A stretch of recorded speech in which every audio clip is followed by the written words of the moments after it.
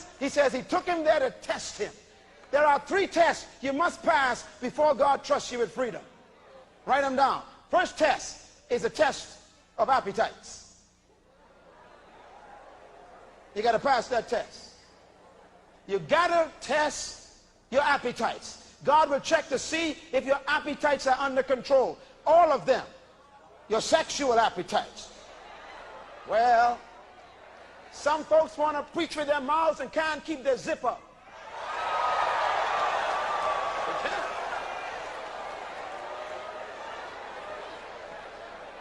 It's so sad today. We got men and women of God rushing into the ministry, can't wait to start a church, and they haven't put their loins under control yet. That's why there's such disgrace in the church. We got anointed heads with unanointed loins.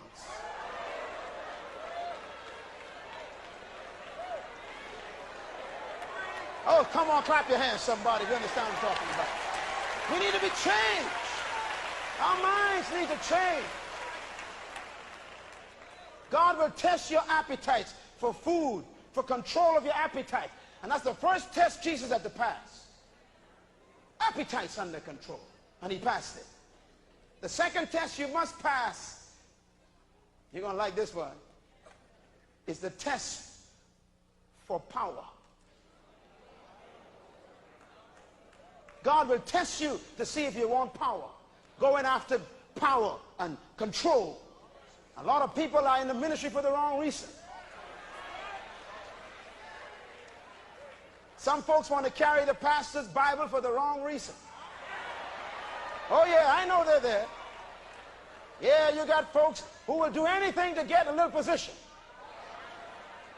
God will test you. Brother, when you don't want the position, God will give it to you.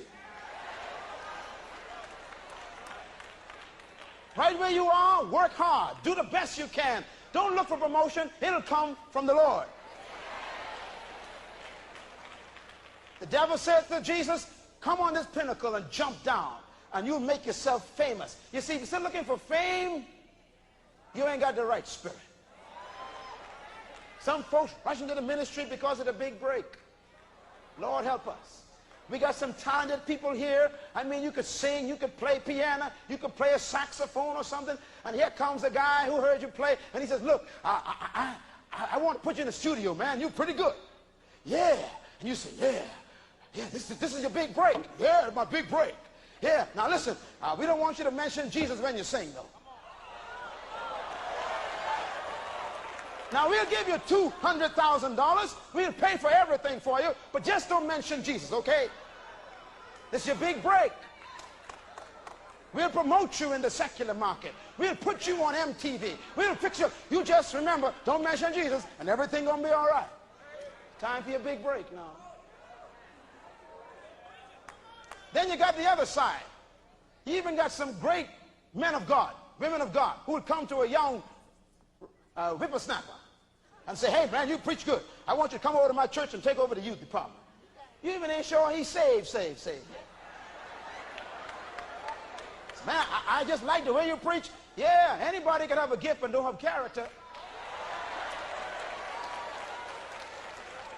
We got some men and women in the ministry who were called into the ministry by ministers instead of God.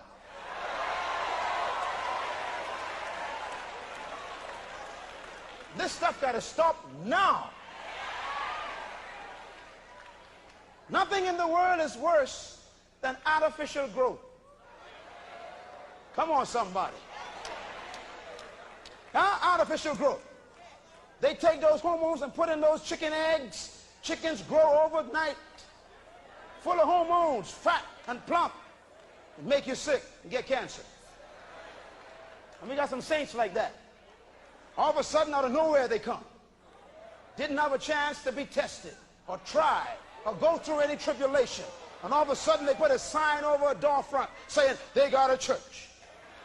Brother, you got to run your home first. Pastor your children first. Pastor your wife first. Pastor your neighborhood first. Then try and pastor the neighborhood. There are people in the ministry who need to go out of the ministry now. Go and start over again and have someone to father you before you try and father people. God will test you for power. People are hungry for power. And the third test God tested Jesus for, he can test you for it too, is the test of pride. Oh, that's a serious, subtle one. So if you bow down and worship me, I'll give you all the glory and the splendor and all the authority and influence of this city. I'll give you all this you see.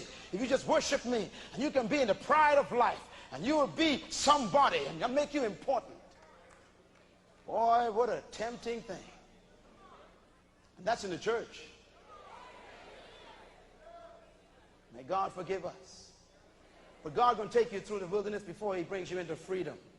And can I suggest that when you pass the test in the wilderness, he will take you across Jordan.